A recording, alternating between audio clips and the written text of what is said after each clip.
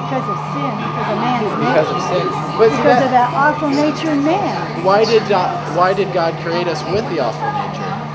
I mean, God created us. Why did He put the nature of sin into man? He didn't with Adam. Adam started out knowing God. Well then, but he chose to disobey God. Why did God even give him the opportunity? God put the tree there. Free will. He wants you to love God. You can't take somebody's arm and break it and say, you love me or else. That's not the kind of God He is. Well, yeah, but the free will, that makes sense. You can either choose to love God or choose to not love God. But why would He give you the opportunity to be damned from God?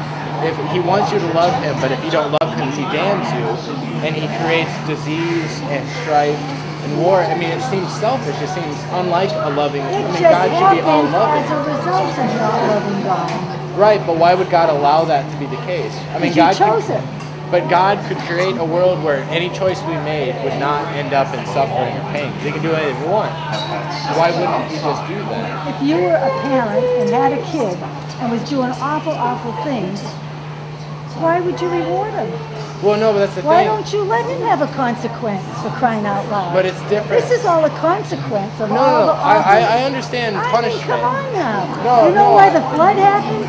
Because the thoughts and intents of people were evil continually. And God said, forget it. We're going to just drown them all. But God could have made it. Everything. But God could have made it. Evil. You bet. But God could have made it so it wasn't possible for people to feel that way. Yeah, get away with it. Yeah, people should get away with it. I mean, like, that they wouldn't even do it. That it wouldn't even be... So they wouldn't even have a chance to do evil. Right. Why not just do that? That's not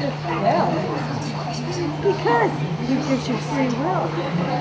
Well, why can't you have choices to do other things? You do. You can do wonderful things and bad things. You only have a will to do bad things? All right, we're not getting away. Come on now. What if then? Okay, well, we talked about childhood diseases. Create somebody that can only make good choices. And always do nice things. Right? Why not do that? Oh yeah, la-di-da. Well, it wouldn't be real. It wouldn't be real. But God makes whatever is real. I mean, He is real. He is reality. But what about us? He gave us a mind to think, and He wants us to turn. Can we turn our will over to God? That's hard. Or do we want our own way? Well, yeah, we want our own way, right? Oh, you think that's a good thing? Well, yes, but I do think that's a good thing. Yeah, you want your own way. If you don't have kids. I've taken care of a lot of kids in my time. What do you think they like? Well, they don't know what they want yet, do they? No. They're trying to experience a bunch of things. Yeah, that's right. Well, that's what God says. Experience a bunch of things. See. Okay, well, I mean... Taste and see that the Lord is good. Well, what I'm wondering, though, is what about things that are... good, then don't choose Him. What about the things that you are have to find out if He's good. What about the things that are outside of man's choice? Like a baby getting a disease and dying when she's 3 years old. I mean, that's completely outside of free will. How are you going to take it? Can you still say, oh, Lord, I'll love you anyway? Can you do that? No. Well, right now you can. Well, I don't think I ever could. Well, I mean, because it's horrible. I mean, the baby didn't even have a chance to do anything. Well, but that's not and it was nobody's fault, too. I mean, it was nobody's fault. But you know what? God's big. He can handle that. He can make that baby love Him on the other side. Why does God care if people loved Him, though? Oh, my goodness. I just don't get it. Why would He bother to create you? Well, I mean, yeah, I just don't know why. Why did He bother to create you anyway? Well, that's what I'm saying. Why? What are you doing on this earth? That's something to say to somebody. I have to remember that at my next party. Well, that's what I mean with like the diseases and the, Well, don't get hung up on that. Just turn it over and say, God, I don't understand it. And my mind is so little, I don't understand it. But you created everything, so you show me. What's your name? Sandy. I'm Will. Is that talking to you? I was talking to you too.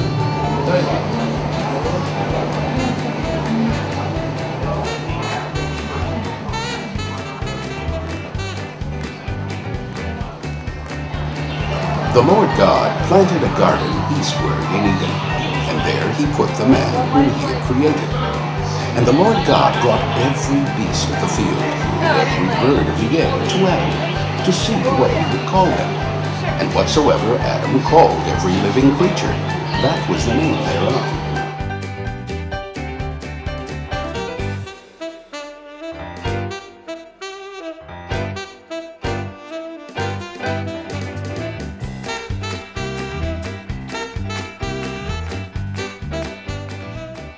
And the Bible is the most translated, most widely printed, most read book in the world today.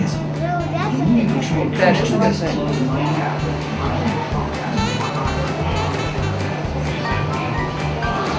God makes up this rule that you have to sacrifice animals to him. And then down the road, when Jesus comes along, he's like, nah, you don't have to sacrifice animals anymore.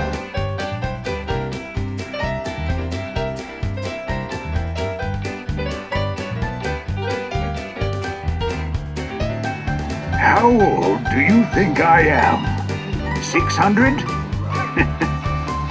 For the first 2 centuries of my life, I knew Adam. I have survived 969 years, but my time is nearly over. With each passing day, judgment draws nearer.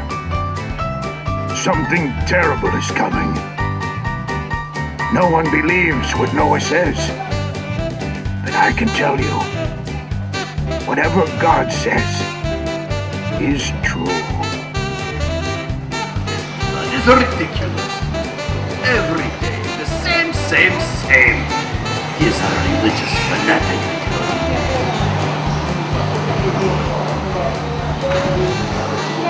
Yeah, as evaporation cooled the oceans and centuries following the flood, the earth eventually cooled and dried. Do you know how long it would take to evaporate an ocean, much less one that covers the entire Earth? Why isn't the ocean all evaporated right now, though? Like, yeah, it's been a bit. I mean, it's been 5 to 7 months since the Earth. I think 4350, that's when the flood happened. So it was already there. So the floating forest was already there. Where's that in the Bible? And then God looked I've never even heard of this floating forest. This is sweet. Where's the docent? I have a question. Docent. Yeah. Last time I came here, there were docents all over the place. So I've seen a lot more of those security guards than I did last time.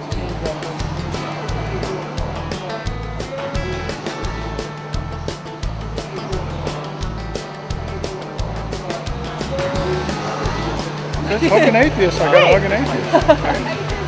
I have to ask though, because I've gotten maybe 4 hugs wearing this shirt. Are you also a fellow atheist? No, I'm a Christian. Awesome! See, a Christian hugs an atheist. No, it's... See, I have a picture. See, There you go. Because somebody asked me that today, they're like, well, how many of your hugs have you gotten? Have they been atheists? I was like, all of them. See, you now you got.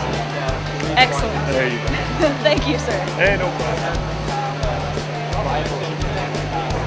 The biggest thing, I guess I personally hope, is that we can see people learning about one another and learning about different worldviews so that we can work together in the future. I think a lot of people also take a lot of knowledge and understanding about how creationism and literal biblical creationism works so that we can understand where these people are coming from and how to work with them.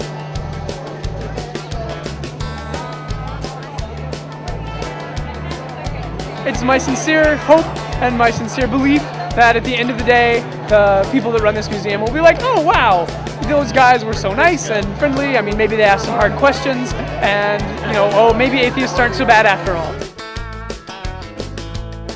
So that was our day at the Creation Museum. But we still don't believe.